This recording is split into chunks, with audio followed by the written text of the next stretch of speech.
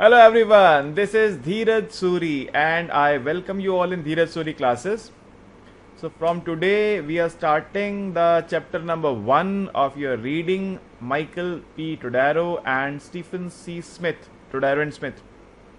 The name of the book is Economic Development. We are starting chapter number 1 and the name of the chapter is Introducing Economic Development, a Global Perspective. ठीक है जी. इससे पहले मैंने आपको एक बार economic development और economic growth में difference समझाया था, एक बेसिक आइडिया दिया था डेवलपमेंट इकोनॉमिक्स क्या होती है. यहां से एक्चुअल में हम लोग अपना कोर्स पढ़ना स्टार्ट कर रहे हैं. सबसे पहली बात देखिए, मैं आपके सामने कुछ इमेजेस यहां पे रखता हूं और ये इमेजेस जो है मैंने एआई के थ्रू जनरेट किए हैं. ये जिसमें लोग नजर आ रहे हैं वो रियल नहीं है. एक इमेज आप देख पा रहे हैं, फर्स्ट इमेज. ये इमेज में कुछ बच्चे बैठे हैं. देखने पे लगता है शायद ये अफ्रीका का कोई गांव है. ये जो बच्चे बैठे हैं यहाँ पर, आप पीछे बैकग्राउंड में देख पा रहे हैं उनके घर. उनके पास कच्चे मकान हैं, पक्के घर नहीं है. इलेक्ट्रिसिटी यहाँ पे नज़र नहीं आ रही, इलेक्ट्रिसिटी सप्लाई नहीं है. मोस्ट प्रोबेबली जो यहाँ पे देख के लगता है पानी की अवेलेबिलिटी इनके पास नहीं है. एजुकेशन नहीं है. ज़मीन पे मिट्टी में बैठ के खाना खा रहे हैं. सैनिटेशन नहीं है, सफाई नहीं है. हेल्थ नदारद है. एजुकेशन की फैसिलिटी नहीं है. ट्रांसपोर्टेशन नहीं है. तो जो बेसिक एमेनिटीज हम अपने चारों तरफ देखते हैं, मैं दिल्ली में रहता हूं, यहां पे देखते हैं सब चीजें इजीली अवेलेबल हैं. लेकिन ये बच्चे इसी दुनिया में रहते हैं. ऑब्वियसली ये एआई जनरेटेड है, लेकिन एक्चुअल में ऐसे लोग हैं जो एग्जिस्ट करते हैं, जिसके लिए हम सब्जेक्ट पढ़ रहे हैं. जिनके पास रहने के लिए पक्के मकान नहीं है, जिनके पास घर में इलेक्ट्रिसिटी नहीं है. टीवी फ्रिज तो भूल जाइए, एयर कंडीशन तो बहुत दूर की बात होगी उससे. जिनके पास सोने के लिए साफ बिस्तर नहीं है, जिनके पास खाने के लिए प्रॉपर फूड नहीं है, पहनने के लिए प्रॉपर कपड़े नहीं है, पढ़ने के लिए स्कूल नहीं है, स्कूल है तो टीचर नहीं है, बीमार पड़ने पे अस्पताल नहीं है, अस्पताल है तो डॉक्टर नहीं है, कहीं आने जाने के लिए ट्रांसपोर्टेशन नहीं है, पैरों में जूते नहीं है, चप्पल नहीं है, नंगे पैर हैं. ठीक है, तो लिटरली भगवान भरोसे. और एक दूसरी इमेज है, ये भी एआई जनरेटेड है, एक्चुअल लोग नहीं है. इस इमेज को देख के लगता है ये जो फैमिली है ये बहुत वेल ऑफ है, किसी वेस्टर्न यूरोपियन कंट्री के निवासी लगते हैं. आलीशान घर है, पक्का मकान है. ऑब्वियसली घर में सारी फैसिलिटीज हैं, एसी है, इलेक्ट्रिसिटी ऑब्वियसली है, वाटर है, क्लीन वाटर है, और इनके पास हाइजीनिक कंडीशंस है रहने के लिए. फूड अवेलेबल है. इनके पास सिक्योर जॉब होगी.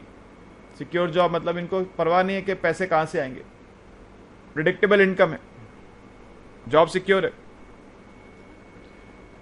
पढ़ने के लिए बच्चों के पास स्कूल है, स्कूल में टीचर भी हैं. बीमार पड़ने पे हॉस्पिटल हैं, हॉस्पिटल में डॉक्टर भी हैं. ट्रांसपोर्टेशन के लिए इनके पास अपनी पर्सनल व्हीकल्स होंगे, कार.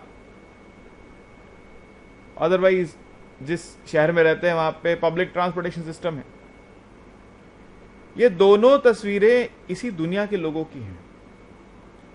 और एक तरफ वो लोग हैं जो बहुत गरीब हैं, पॉवर्टी है, जहां पे एब्सेंस ऑफ बेसिक फैसिलिटीज है, और एक तरफ वो लोग हैं जहां पे रिचनेस है, अबंडेंस है. ठीक है, तो यहां से कुछ बेसिक क्वेश्चंस खड़े होते हैं हमारे सामने. और ये जो इकोनॉमिक डेवलपमेंट है ये कुछ बेसिक क्वेश्चंस को खड़ा करती है. आज के इस क्लास में उन्हीं क्वेश्चंस को हम खड़ा करेंगे. वो क्वेश्चंस हमारे सामने आएंगे, आंसर्स एक साथ तो मिलेंगे नहीं. धीरे धीरे इस सब्जेक्ट के अंदर हम लोग उनके आंसर्स ढूंढने की कोशिश करेंगे. आज हम लोग वो क्वेश्चंस आपके सामने पुट अप करेंगे फर्स्ट लेक्चर में कि वो क्या क्वेश्चंस है. ज्यादातर बातें मैं आपके सामने रख चुका हूं, फिर भी सिस्टमैटिक वे में कैसे रखेंगे. और ये आपको इसके जो नोट्स हैं मिल जाएंगे आपको वेबसाइट के थ्रू, और आप इजीली उनको पढ़ सकते हैं वहां से. सबसे पहला क्वेश्चन ये है, व्हाई आउटपुट पर worker is different in different countries और डिफरेंट रीजन्स. ऐसा क्यों है कुछ देशों में वर्कर की प्रोडक्टिविटी ज्यादा है, बहुत ज्यादा है, और कुछ देशों में बहुत कम है. आउटपुट पर वर्कर में इतना डिफरेंस क्यों है? आज की क्लास सिर्फ क्वेश्चंस रेज करने के लिए है, आंसर्स के लिए नहीं है। आंसर्स के लिए पूरा सब्जेक्ट है, ये पढ़ते जाएंगे, आंसर्स धीरे धीरे हमारे सामने आएंगे। अब आप लोग इकोनॉमिक्स की जर्नी में इतना आगे आ चुके हैं जहां पे इन बहुत सारी बातों को आप जानते समझते खुद हैं, बस पढ़ना यहां पे ये है कि आपको आंसर प्रेजेंट कैसे करना है अपना, ठीक है। ये आपको पता है कि भाई इसका आंसर वैसे आप जानते हैं कि ऐसी कंट्रीज हैं जहां पे एडवांस टेक्नोलॉजीज अवेलेबल हैं, हाईटेक उनके पास एनवायरनमेंट है, टूल्स एंड इक्विपमेंट्स हैं, तो उनका ऑब्वियसली वर्कर की प्रोडक्टिविटी ज्यादा है। और ऐसी कंट्रीज जिनके पास कुछ नहीं है, वर्कर्स को हाथ से सारा काम करना पड़ता है, कोई मशीन नहीं, कोई टेक्नोलॉजी नहीं, कुछ नहीं, तो ऑब्वियसली वहां पे प्रोडक्टिविटी कम होगी। वो कंट्रीज जहां पे वर्कर्स पढ़े लिखे हैं, एजुकेटेड हैं, वहां प्रोडक्टिविटी ज्यादा होगी। वहां वो कंट्री जहां पे वर्कर्स के पास बेसिक एजुकेशन ही नहीं है, वो इलिटरेट है, वहां पे प्रोडक्टिविटी कम होगी। खैर, मैं बस आपको जस्ट इंटरेस्ट जगाने के लिए आंसर का जिक्र किया। आज की क्लास सिर्फ क्वेश्चंस के बारे में। डेवलपमेंट इकोनॉमिक्स हमें यही क्वेश्चंस रेज करने के लिए इंस्पायर करती है। कैसा क्यों है, इतनी डिस्पैरिटी क्यों है, ऐसा क्यों है कुछ कंट्रीज में वर्कर्स के पास सिक्योर जॉब्स हैं, उन वर्कर्स के पास प्रिडिक्टेबल इनकम, उनको पता है आने वाले समय में क्या कमाई उनकी होने वाली है, उनको सैलरी पता है, 2 लाख पर मंथ की सैलरी है, या 5 लाख पर मंथ की सैलरी है, या 10 लाख पर मंथ की सैलरी है, उनको पता है, या 1 लाख पर मंथ की सैलरी है फॉर दैट मैटर। वो जानते हैं उनकी सैलरी क्या है, उनको आने वाले टाइम में क्या इनकम होने वाली। लेकिन कुछ कंट्रीज ऐसी हैं जहां पे वर्कर्स के पास जॉब्स ही नहीं हैं और ना उनको जॉब आसानी से मिल पाती है, और अगर मिलती भी है तो बहुत उनकी जॉब सिक्योरिटी बहुत कम है। उनको नहीं पता कि कल इस काम में वापस वो आ पाएंगे या नहीं, आज काम मिल गया, कल मिलेगा कि नहीं पता नहीं, आज कुछ कमाई होगी, कल हो पाएगी कि नहीं पता नहीं। एक ही दुनिया में 2 अलग तरह के लोग हैं। एक वो लोग हैं जिनके पास सिक्योर जॉब्स हैं, प्रेडिक्टेबल इनकम है, एक वो लोग हैं जिनके पास जॉब्स ही नहीं है, और अगर हैं तो वो हाईली अनप्रेडिक्टेबल हैं। ये नहीं मालूम कि कल ये जॉब हमारे पास रहेगी या नहीं रहेगी। क्वेश्चन ऐसा आता है कि ऐसा क्यों है, क्या वजह ऐसा होने की, ठीक है। वो सनी देओल की पिक्चर देखी थी मैंने, उसमें पूछता है वो क्यों क्यों क्यों, देखी होगी आपने भी। तो इस हर क्वेश्चन के बाद वो 3 क्यों अपने आप ऐड कर लीजिएगा। अभी काफी क्वेश्चन बचे हैं, आइए देखते हैं। देखिए, ऐसा क्यों है कि कुछ कंट्रीज में लिविंग कंडीशंस बहुत अच्छी हैं, जीवन बहुत आरामदायक है।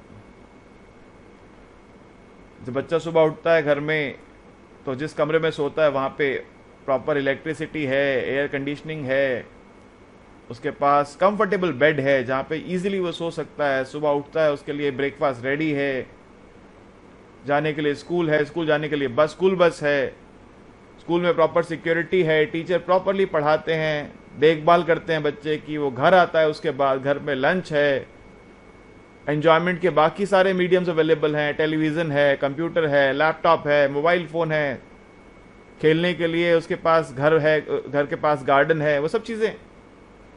और एक ऐसा बच्चा है जिसके पास बेड भी नहीं है, घर भी नहीं है, कच्चा मकान है, बारिश आने पे छत टपकती है, समझ नहीं आता सोए कैसे,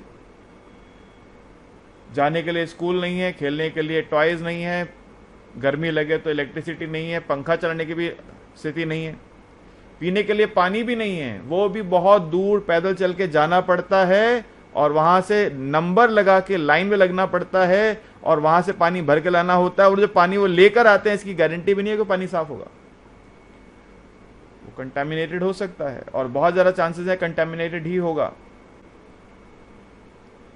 तो ऐसा क्यों है कि लिविंग कंडीशंस अलग अलग कंट्रीज में अलग अलग हैं, व्हाई इज इट सो। वो 3 क्यों आपने लगाने नहीं देखी मूवी तो देख लेना, वो कौन सी मूवी थी पता नहीं, घायल या घातक थी, उसमें बोलता है वो पुलिस इंस्पेक्टर के पास जाता है, उसको बोलता है। खैर, मूवी को छोड़ते हैं। अब देखिए अगला क्वेश्चन, ये ऐसा क्यों है, why are there such disparities not only in income and wealth but also in health, nutrition, education, freedom of choice, women's autonomy, environmental quality, access to market, security and political voice. Health, ऐसा क्यों कुछ लोगों के पास advanced, hi-tech, state of the art medical facilities available हैं, ऐसा क्यों है कुछ लोगों के पास बेसिक फैसिलिटीज भी अवेलेबल नहीं हैं, कोई डिस्पेंसरी, कोई हॉस्पिटल, कोई डॉक्टर, कुछ भी अवेलेबल नहीं है, भगवान भरोसे जी लें। ऐसा क्यों है कुछ लोगों के पास एम्पल अपॉर्चुनिटीज हैं, उनके पास फूड की कोई कमी नहीं है, वेस्ट करते हैं, 5 स्टार में जाते हैं, डिनर ऑर्डर करते हैं, आधे से कम खाते हैं, आधे ज़्यादा वेच करके आ जाते हैं। और ऐसा क्यों है कुछ लोगों के पास पेट भरने के लिए भी खाना नहीं है, और वो वहाँ पे जो बच्चे हैं वो बहुत सारी जो डिजीज, कवशिकोर वगैरह, इन सब से सफ़र करते हैं, क्योंकि उनके पास सफिशेंट फूड अवेलेबल नहीं है अपना पेट भरने के लिए। ऐसा क्यों है कुछ लोगों के पास पढ़ने के लिए स्कूल नहीं है, कुछ लोगों के पास स्कूल अवेलेबल है। ऐसा क्यों है कि कुछ लोगों के पास फ्रीडम भी नहीं है कि वो क्या करना चाहते हैं, और कुछ लोगों के पास प्रॉपर फ्रीडम है। कई जगहों पे आप देखते हैं एक फैमिली के अंदर 2 लोग हैं, एक को घर से बाहर जाने की परमिशन नहीं है और एक कहीं भी जा सकता है। आप समझते हैं मैं क्या बात कर रहा हूं?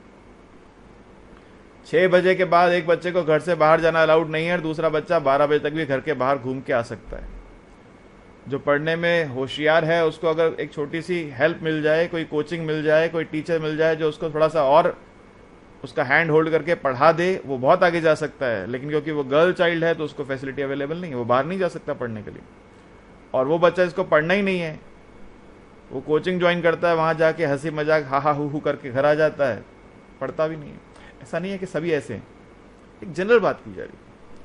फ्रीडम ऑफ चॉइस होनी चाहिए, जो कि नहीं है। कुछ लोग अपनी मर्जी से नहीं कर सकते, जॉब करना चाहते हैं जॉब नहीं कर सकते, पढ़ना चाहते हैं पढ़ नहीं सकते, खेलना चाहते हैं खेल नहीं सकते, फ्रीडम ऑफ चॉइस नहीं है।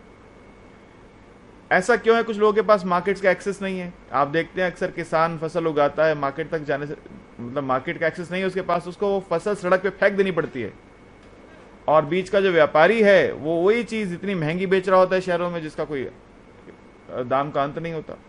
तो एक्सेस टू मार्केट क्यों नहीं है? पॉलिटिकल फ्रीडम क्यों नहीं है? कुछ लोगों के पास पॉलिटिकल वॉइस रखने की परमिशन है। हमारी कंट्री, हम बहुत लकी हैं, हम एक डेमोक्रेटिक कंट्री में रहते हैं।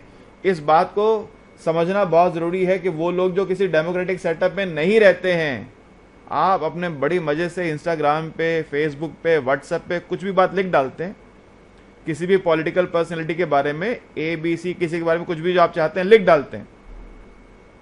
लेकिन ऐसी कंट्रीज हैं जहां पे ऐसा करने पर बहुत कड़े परिणाम, कठोर पनिशमेंट मिल सकती है।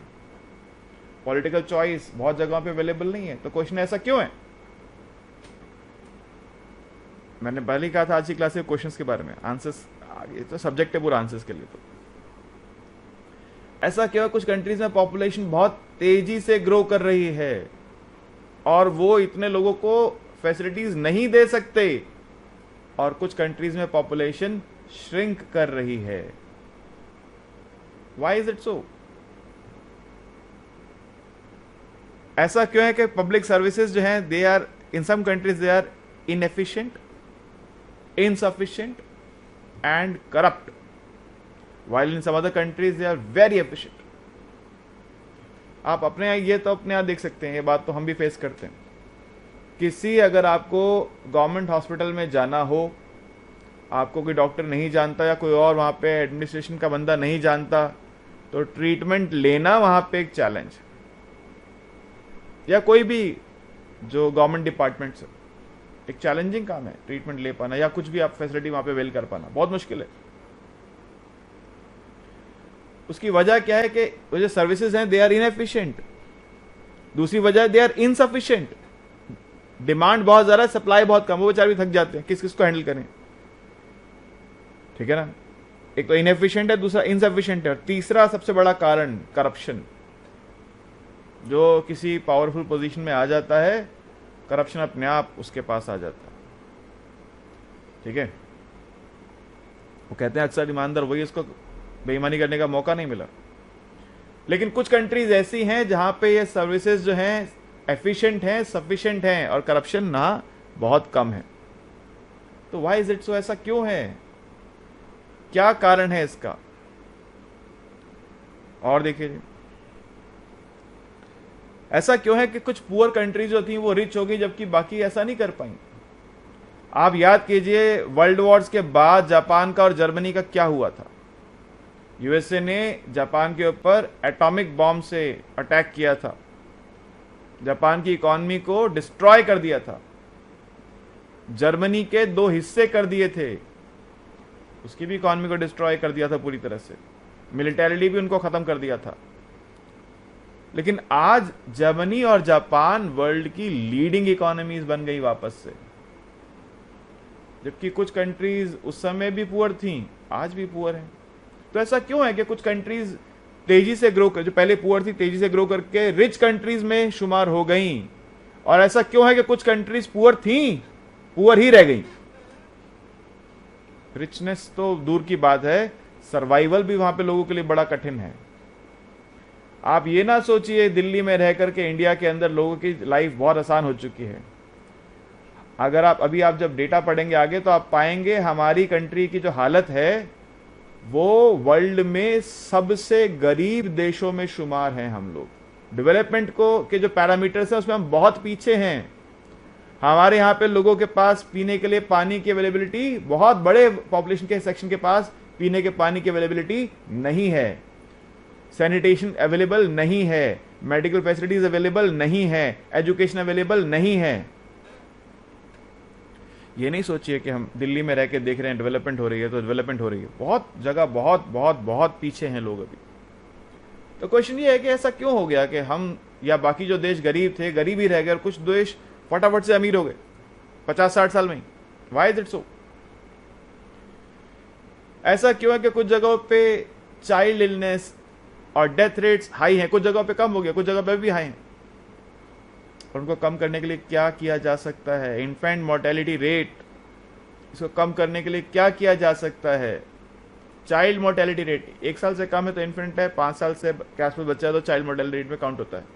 ऐसा क्या किया जाए कि ये सब चीजें कम हो सकें, डेथ रेट्स कम हो सके ओवरऑल इकोनॉमी में, कंट्री में बर्थ रेट भी कंट्रोल हो सके? क्या किया जाए इसके लिए? ठीक है जी। अच्छा, तो ये कुछ बहुत ही फंडामेंटल क्वेश्चंस है, बहुत फंडामेंटल क्वेश्चंस है जो ये सब्जेक्ट हमें सिखाता है और हमें इंस्पायर करता है इनके आंसर्स ढूंढने के लिए। और आप बुक्स ऑब्वियसली पढ़ेंगे, जो टेक्स्ट है वो तो पढ़ने ही वाले हैं। मैं बीच बीच में आपके सामने ऐसे सिचुएशन भी रखूंगा जहां पे केस स्टडीज होंगी, मैं आपको बताऊंगा देखिए ये इस कंट्री में इस जगह पे ये सिचुएशन है, इस पॉइंट को लेकर, एजुकेशन को लेकर, हेल्थ को लेकर, न्यूट्रिशन को लेकर क्या है कंडीशन। मैं इंडियन इकोनॉमी के बारे में डेटा रखूंगा, आप चाहें तो उसको ऑब्वियसली पीडीएफ भी दूंगा आपको उसका, आप उसको एज ए केस स्टडी अपने आंसर में प्रेजेंट कर सकते हैं। और जो बच्चे अपने आंसर्स में केस स्टडी ऐड करेंगे, पर्टिकुलरली आप इंडिया में रहते हैं, इंडियन इकोनॉमी से अगर डेटा लेकर आप ऐड कर देंगे तो आपके आंसर की क्वालिटी बहुत इंप्रूव हो जाएगी। जब हम एजुकेशन की बात करेंगे तो मैं एजुकेशन के बारे में जो स्टैटिस्टिक्स हैं इंडिया के वो आपको दूंगा। जब हम हेल्थ की बात करेंगे तो हेल्थ पैरामीटर के जो स्टैटिस्टिक्स हैं वो आपको दूंगा। कुछ तो टेक्स्ट में लिखे होंगे आपको, टेक्स्ट ओवरऑल है वो तो वर्ल्ड वाइड स्टडी करा रहा है आपको, अलग देशों के करा रहा है। हम पर्टिकुलरली इंडियन इकोनॉमी के पॉइंट ऑफ व्यू से भी इसको समझेंगे और वो चीज़ें अगर आप याद करके अपने आंसर में इनकॉर्पोरेट कर पाएंगे तो आपका आंसर जो है वो क्वालिटेटिवली इंप्रूव हो जाएगा। एक नोबेल लॉरेट हुए हैं रॉबर्ट लुकास, बहुत फेमस है, आपने उनके बारे में बहुत कुछ पढ़ा है पहले भी। उनका कहना है कि जो डिस्पैरिटीज ऑफ इनकम ग्रोथ है ना, एक ऐसी बात है जब इसके बारे में आप सोचते हैं तो कुछ और सोच नहीं पाते, ये सोचने के बाद फिर कुछ और सोचने का दिमाग आपको इजाजत नहीं देता, इसी को सोचना पड़ता है। ठीक है, ऐसा नहीं है कि ये बहुत ही पेसिमिस्टिक काइंड ऑफ सब्जेक्ट है, ऐसा नहीं है। ऐसा ना सोचेगा अरे यार ये क्या सब्जेक्ट है, इसमें तो सब हम वही पढ़ने वाले हैं, क्या गरीबी है, कहाँ कंगाली है, बदहाली है, ये सब नहीं है। हम दोनों एस्पेक्ट्स देखेंगे और ये सोचने की कोशिश करेंगे कि ये कंट्री के पास फैसिलिटीज है तो उसके पास क्यों नहीं है, ऐसा क्या किया जाए कि उसके पास भी ये सब चीजें हों। ठीक है, तो हम इसी बात को कोशिश करते हैं जानने की कि क्या करना चाहिए, what are the positive steps which should be taken to make the facilities available to the world as a whole। ठीक है जी, तो ये एक ब्रीफ इंट्रोडक्शन उन क्वेश्चंस का जो हम इस सब्जेक्ट में डिस्कस करने वाले हैं, not only in this chapter. आज की क्लास इन क्वेश्चंस के बारे में ही थी। नेक्स्ट क्लास में मैं आपके साथ डिस्कस करूंगा कि वर्ल्ड को हम लोग 4 पार्ट्स में डिवाइड कर सकते हैं। वो लोग जो अत्यंत गरीब हैं, दरिद्र नारायण, आप जितनी गरीबी सोच सकते हैं वो उससे भी ज्यादा गरीब है। सेकंड, फिर लोएस्ट सेकंड स्ट्रेटम आएगा जहां पे उनसे कुछ बेटर होंगे। फिर थर्ड लोएस्ट या सेकंड हाईएस्ट होगा जो सेकंड लोएस्ट से कुछ बेटर होंगे। और फिर एक टॉप क्लास जो बहुत अमीर हैं, जिनके पास सब कुछ है। ठीक है, तो अगली क्लास में उसको डिस्कस करेंगे और वहां से फिर आगे धीरे धीरे सब्जेक्ट ये बढ़ेगा आगे। आज की क्लास में जो क्वेश्चन थे, कोई ऐसा चैलेंज तो था नहीं, राइट? कोई फिर भी आपके उनमें कोई बात हो जो आप मुझसे डिस्कस करना चाहते हो, नीचे मेरा व्हाट्सअप नंबर है। और जो सब्सक्राइब स्टूडेंट्स हैं वो तो ऑब्वियसली डाउट सेशन में आके अपनी बात डिस्कस कर सकते हैं। ठीक है जी, okay, good bye, take care, thank you.